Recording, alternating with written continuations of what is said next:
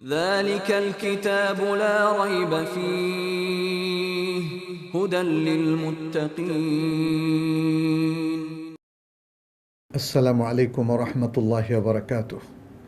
আলহামদুলিল্লাহ ওয়াসসালাতু ওয়াসসালামু আলা রাসূলিল্লাহ ওয়া আলা আলিহি ওয়া আসহাবিহি ওয়া মান ওয়ালাহ। সম্মানিত দর্শকবৃন্দ, আপনাদের সবাইকে স্বাগত জানাচ্ছি জীবনের আলো তাফসীরুল কোরআন অনুষ্ঠান থেকে। আমরা আজও সূরাতুন নেসা থেকে দুটো আয়াতের তাফসীর পেশ করব। সূরাতুন নেসা একটি মাদানী সূরা। আজকে যে দুটো আয়াত থেকে আমরা তাফসীর পেশ করব সেটা হলো 17 এবং 18 নম্বর আয়াত। এ দুটো আয়াতের মূল বক্তব্য হচ্ছে তওবা আল্লাহ সুবহানাহু ওয়া তাআলা কাদের কবুল করেন এবং কাদের কবুল করেন না, এবং তওবা কবুলের শর্ত। মূলত এই তিনটি বিষয় নিয়ে আল্লাহ সুবহানাহু ওয়া তাআলা এখানে অত্যন্ত গুরুত্বপূর্ণ বক্তব্য পেশ করেছেন। আমরা তেলাওয়াতের পর অর্থ উপস্থাপন করার পরে সেই বিষয়গুলো আপনাদের সামনে অতি সংক্ষিপ্ত তাফসীরের মাধ্যমে তুলে ধরব ইনশাআল্লাহ। আর পাশাপাশি থাকছে এই আয়াত দুটো থেকে লব্ধ শিক্ষাসমূহ। আসুন তাহলে শুরু করা যাক। আউযু বিল্লাহি মিনাশ শাইতানির রাজীম। ইন্নামাত তাওবাতু আলাল্লাহি লিল্লাযীনা ইয়া'মালুনাস সুআ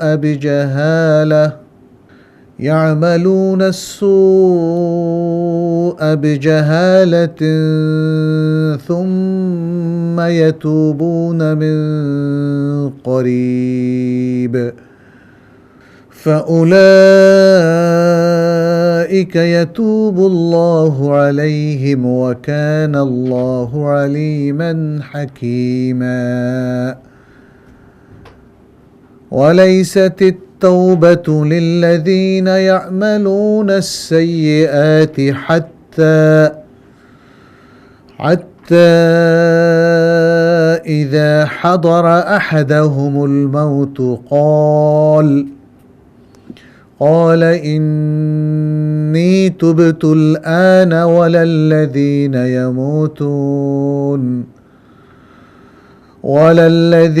يموتون وهم كفار أولئك أعتدنا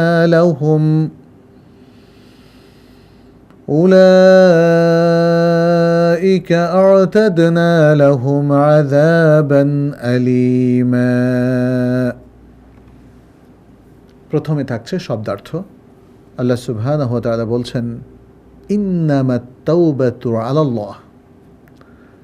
তওবা তো শুধু আল্লাহর জিম্মায়, লিল্লাযীনা সেই সব লোকের জন্যে যারা ইয়া'মালুনা সুআ মন্দ কাজ করে, বেজাহালাতিন অজ্ঞতাবশত, সুম্মা ইয়াতুবুনা অতঃপর তওবা করে নেয়, মিন করিব অল্প সময়ের মধ্যে বা দ্রুততম সময়ে, ফাউলাইকা আর তারাই, ইয়াতুবুল্লাহু আলাইহিম তাদের তওবা আল্লাহ কবুল করেন, ওয়া কানা আল্লাহু আর আল্লাহ আলিমান সর্বজ্ঞ, হাকীমান প্রজ্ঞাময়। ওয়ালাইসাতিত তাওবাতু আর তওবা নয়, লিল্লাযীনা সেই সব লোকদের জন্য যারা ইয়া'মালুনা সাইয়্যাত মন্দ কাজসমূহ সম্পাদন করে, হাত্তা ইযা হাদারা এমনকি যখন উপস্থিত হয়, আহাদাহুমুল মাউতু তাদের কারো কাছে মৃত্যু, ক্বালা সে বলে, ইন্নী তুবতুল আনা নিশ্চয় আমি তওবা করলাম এখন, ওয়ালাল্লাযীনা ইয়ামুতুনা আর সেই সব লোকদেরও তওবা নয় যারা মারা যায়, ওহম কুফফার কাফির অবস্থায়, উলাইকা তারা, আ'তাদনা লাহুম তাদের জন্য আমরা প্রস্তুত করে রেখেছি, আযাবান আলিমা মর্মন্তুদ শাস্তি, যন্ত্রণাদায়ক শাস্তি। প্রিয় দর্শক, এবারে আমরা সরল অর্থানুবাদ পেশ করবে। আল্লাহ সুবহানাহু ওয়া তাআলা ইরশাদ করছেন, তওবা তো আল্লাহর জিম্মায় সেই সব লোকদের জন্যই যারা অজ্ঞতাবশত মন্দ কাজ করে অতঃপর তারা দ্রুত তওবা করে নেয়, অতঃপর এই লোকদের তওবাই আল্লাহ কবুল করেন, আর আল্লাহ সর্বজ্ঞ প্রজ্ঞাময়। তওবা সেই সব লোকদের জন্য নয় যারা মন্দ কাজ করে, এমনকি যখন তাদের কারো মৃত্যু এসে যায় তখন সে বলে আমি এখন তওবা করলাম। এবং সেই সব লোকদের জন্যও তওবা নয় যারা কাফির অবস্থায় মারা যায়, সেই সব লোকদের জন্য আমরা প্রস্তুত করে রেখেছি যন্ত্রণাদায়ক আযাব। প্রিয় দর্শক, আমরা এই দুটো আয়াতের শিরোনাম বলেছিলাম যাদের তওবা কবুল হবে অথবা কবুল হবে না, এবং তওবার শর্ত। আল্লাহ সুবহানাহু ওয়া তাআলা মূলত তিনটি বিষয় এই দুটো আয়াতে আলোচনা করেছেন। আগের আয়াতগুলোতে আল্লাহ সুবহানাহু ওয়া তাআলা ভয়াবহ বেশ কিছু পাপের আলোচনা করেছেন, জিনা, ব্যভিচার, অশ্লীলতা।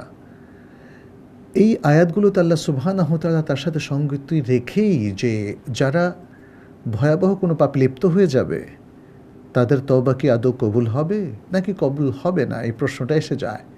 এবং তখনই তাদের কবুল হওয়ার যে শর্ত সে আলোচনাটাও চলে আসে। আল্লাহ সুবহানাহু ওয়া তাআলা সেই ভয়ঙ্কর পাপগুলোতে যারা লিপ্ত হবে তাদের জন্য একটা সুন্দর মাখরাজ এবং উপায় ওপেন করে দিয়েছেন যে এই শর্ত যদি তাদের মধ্যে পাওয়া যায় তাহলে তাদের যত ভয়াবহতম পাপই হোক না কেন আল্লাহ তাদের পাপকে ক্ষমা করবেন এবং তাদের তওবা কবুল হবে, সেটি এখানে উল্লেখ করেছেন। ফলে আমরা দেখছি আলোচনার ধারাবাহিকতা এখানে রক্ষিত হয়েছে এবং আয়াতগুলোর মধ্যে পারস্পরিক মুনাসাবাত এবং আলোচনার একটা ধারাবাহিকতা এখানে রয়েছে। আল্লাহ সুবহানাহু ওয়া তাআলা বলছেন ইন্নামাত তাওবাতু আলাল্লাহি লিল্লাযিনা ইয়ামালুনা সুআ বিজাহালা। বলছেন তওবা তো আল্লাহর কাছে করা হয়, তাই না? এবং সে তওবা আল্লাহ কবুল করেন। আল্লাহর জিম্মায় তওবা কবুলের বিষয়টা থাকে যদি লোকেরা অজ্ঞতাবশত এই মন্দ কাজটা করে বসে। কিন্তু যারা অবাধ্যতাবশত এবং আল্লাহর প্রতি বিরূপ মনোভাব নিয়ে যদি তারা এই খারাপ কাজটা করে তাহলে পরবর্তী আয়াতে কিন্তু তার পরিণতি বলা হয়েছে, তাহলে তাদের কাছ থেকে আল্লাহ তওবা কবুল করবেন না। তাহলে তওবা কবুল করবেন যারা না জেনে না বুঝে অজ্ঞতাবশত কাজ করে ফেললো, এরপরে তওবা করলো যখন তারা বুঝতে পারলো তাদের ভুল এবং তারা আল্লাহর কাছে সিনসিয়ারলি তওবা করলো। যেহেতু তওবার বিষয়টা একনিষ্ঠভাবে করার নির্দেশনা আল্লাহ সুবহানাহু ওয়া তাআলা দিয়েছেন। আল্লাহ সুবহানাহু ওয়া তাআলা বলছেন ইয়া আইয়ুহাল্লাযীনা আমানু তুবু ইলাল্লাহি তাওবাতান নাসুহা, হে ঈমানদার লোকেরা তোমরা আল্লাহর কাছে একনিষ্ঠ তওবা করো। আত-তাওবা আন-নাসুহ, সিনসিয়ার তওবা। এবং এখানেও কিন্তু সেটাই দেখা যাচ্ছে, যারা না জেনে না বুঝে হঠাৎ কোনো খারাপ কাজ করে ফেলে তারপর তাদের মধ্যে আফসোস হয়, তারা অনুতপ্ত হয় এবং আল্লাহর কাছে ধর্ণা দেয়, আল্লাহর কাছে তওবা করে। আল্লাহ এই আয়াতটিতে বলছেন তওবা তাদের জন্য আল্লাহর জিম্মায়, আল্লাহ তাদের এই তওবাটা কবুল করেন। এরপর বলছেন যে তারা ভুলক্রমে অজ্ঞতাবশত কাজ করে ফেলে তুম্মা ইয়াতুবুনা মিন করিব, এরপর তারা খুব দ্রুত তওবা করে না। এখানে ইমাম ইবনে জারির রাহিমাহুল্লাহ বলেন ইন্নাল্লাহ তাআলা ইয়াকবালু তাওবাতাল আবদি ইযা তাবা হালা হায়াতিহি ক্বাবলা মুআয়ানাতিল মাউত। মৃত্যু অবলোকনের আগেই, অর্থাৎ মৃত্যুশয্যায় শায়িত হওয়ার আগেই, মৃত্যুর জন্য সে গড়গড় করছে এই অবস্থার আগেই যদি সে তওবা করে নিতে পারে তার জীবদ্দশায়, তাহলে এই তওবা আল্লাহ সুবহানাহু ওয়া তাআলা কবুল করেন। এর পক্ষে একটি হাদিস ইমাম তিরমিজি, ইমাম ইবনে মাজাহ ও আহমদ রাহিমাহুমুল্লাহ তারা বর্ণনা করেন। নবী সাল্লাল্লাহু আলাইহি সাল্লাম বলেছেন ইন্নাল্লাহা ইয়াকবালু তাওবাতাল আবদি মা লাম ইউগারগির। এর অর্থ হচ্ছে আল্লাহ সুবহানাহু ওয়া তাআলা গারগারার অবস্থায় না পৌঁছা পর্যন্ত তার তওবা কবুল করেন। এখানে উলামায়ে কেরাম মা লাম ইউগারগিরের অর্থ করেছেন আয় মা লাম তাবলুগ রূহুহু হুলকুমা, তার যে হুলকুম আছে, এই যে কণ্ঠনালী, সেই কণ্ঠনালীতে যদি রূহ পৌঁছে যায়, রূহ তো তার ভেতরে থাকে তাই না, কবজের সময় কণ্ঠনালী পর্যন্ত যদি রুহটা পৌঁছে যায়, অর্থাৎ ঠিক শেষ মুহূর্ত, তার জীবনের শেষ মুহূর্ত, তখন সে গড়গড় গড়গড় আওয়াজ করতে থাকে। তার মানে এটা হচ্ছে তার শেষ অবস্থা এবং মৃত্যুপথ যাত্রী সে। এই অবস্থায় যদি কেউ তওবা করে অথবা অন্য কেউ এসে তাকে তওবা করায়, তাহলে এই তওবা কবুল হবে না। এই অবস্থায় পৌঁছার আগ পর্যন্ত, যখন মানুষের স্বাভাবিক অবস্থায় থাকে, তার হুঁশের অবস্থায় থাকে, তখন তার তওবা কবুল হবে। নবী সাল্লাল্লাহু আলাইহি ওয়াসাল্লাম সেই কথাটি এখানে বোঝাতে চেয়েছেন এবং হাদিসটি বর্ণনা করেছেন আব্দুল্লাহ ইবনে ওমর রাদিয়াল্লাহু তাআলা আনহুমা। আল্লাহ সুবহানাহু ওয়া তাআলা এখানে বলেছেন সুম্মা ইয়াতুবুনা মিন করিব। এই করিবের অর্থ হলো যে সে মৃত্যুসজ্জার আগে সে তওবাটা করে নিল। সাধারণত যারা আল্লাহর কাছে অনুতপ্ত হয় তারা কিন্তু পাপ কাজ করে ফেলার পরপরই যত দ্রুত তওবা করার সম্ভব তারা সেই চেষ্টাটা করে, এবং এখানে সেটাই তুলে ধরা হলো। তবে এতটা তাখির যদি করা হয় যে সে মৃত্যুর কোলে ঢলে পড়বে, তাহলে সেই তওবাটা কবুল হবে না, যে হাদিসটা আমরা একটু আগে বললাম। আল্লাহ সুবহানাহু ওয়া তাআলা বলছেন ফাউলাইকা ইয়াতুবুল্লাহু আলাইহিম, আল্লাহ তাদের তওবাই কবুল করেন, কারণ তারা দ্রুত তওবা করে ফেলেছে। এবং এই দ্রুততার অর্থ হচ্ছে মৃত্যুসজ্জার আগে। তাহলে মৃত্যুসজ্জায় শায়িত হওয়ার আগেই যদি সে তওবাটা করে ফেলে, এটাই দ্রুত তওবা, তাহলে তাদের তওবা আল্লাহ কবুল করেন। ওয়া কানা আল্লাহু আলিমান হাকিমা। পরিশেষে আল্লাহ সুবহানাহু ওয়া তাআলা বললেন যে কে তওবা করবে আর করবে না এটা আল্লাহ খুব ভালো করে জানেন। এবং এক্ষেত্রে ইমাম ইবনু জারির রাহিমাহুল্লাহ আয়াতের একটা সুন্দর তাফসীর তুলে ধরেছেন। তিনি বলছেন ইন্নাল্লাহ তাআলা যু ইলমিন বিকুল্লি শাই, আল্লাহ তাআলা সব কিছু সম্পর্কে জানেন। মিন যালিকা ইলমুহু বিমান তাবা ইলাইহি, এবং এর মধ্যে একটা হলো যে কোন ব্যক্তি তার কাছে তওবা করবে সে সম্পর্কে আল্লাহ জানেন। মিন ইবাদিহি ওয়া হুয়াল হাকিম, এবং তিনি হচ্ছেন প্রজ্ঞাময়। আল্লাযী মিন হিকমাতিহি তাওবাতুহু আলা মান তাবা মিন ইবাদিহি, এবং তার এই প্রজ্ঞার একটা বিষয় হলো যে তিনি তওবার সুযোগ দিয়েছেন, ফলে তিনি তওবা কবুল করেন বান্দার, যখন বান্দা তার কাছে তওবা করে। সুবহানাল্লাহ, এটা আল্লাহর প্রজ্ঞার অংশ। এতে করে বিশাল একদল বান্দা যারা পাপে লিপ্ত ছিল তারা তওবা করে ভালো মানুষ হয়ে যায়। ইয়া সালাম, কি চমৎকার এক প্রজ্ঞা, এক ব্যবস্থাপনা। মাত্র ক্ষমা করে দিলেই মানুষ ভালো মানুষে পরিণত হয়। আল্লাহ সুবহানাহু ওয়া তাআলা তার হিকমতে এই কাজটি করেন।